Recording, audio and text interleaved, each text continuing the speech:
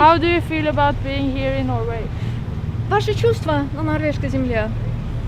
Хочется крикнуть, и я это сделаю. Ура! I just want to shout hurrah! That's what I'm doing.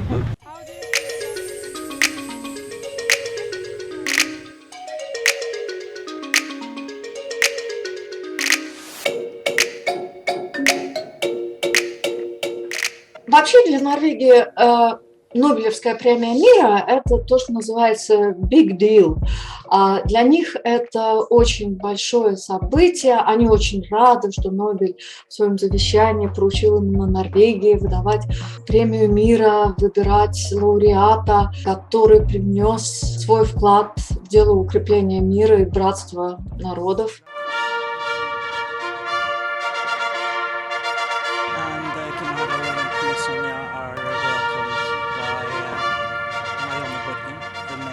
Он, когда прилетел, его привезли в гостинице, он вышел из машины, там стояли такие невысокие ограждения, но за ними находились кто? Журналисты, конечно, находились. За секунду буквально, я не знаю, как он успел окинуть взглядом и направо, и налево, он увидел подростков из молодежной газеты. Он подошел прямо к ним. И за такое самое свое первое интервью он дал им. What's your expectations for the coming days here in Oslo? Ваши ожидания на последующие дни в Осло? Предстоит очень большая работа.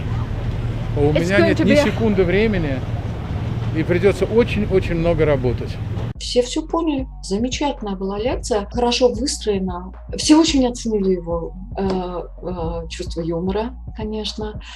Все, что он говорил, было понятно. Утром 8 октября мне позвонила мама.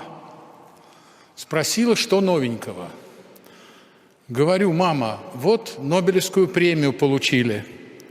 И это, говорит, хорошо, а что еще новенького?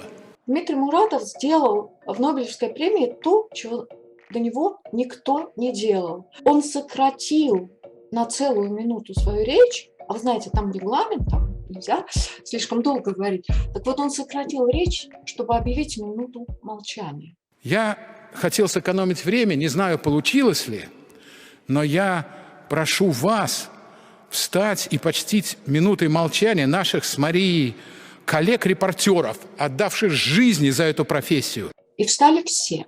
Если вы видели церемонию вручения, то король Норвегии, уже очень пожилой человек, он был на костылях, и он встал. Ему нелегко это далось. Вчера, когда я уже прощалась с Дмитрием Андреевичем, все, моя миссия была закончена, я ему сказала: у меня такое чувство, что вот вся моя жизнь, она меня подводила к сегодняшнему дню. И вот этот день настал.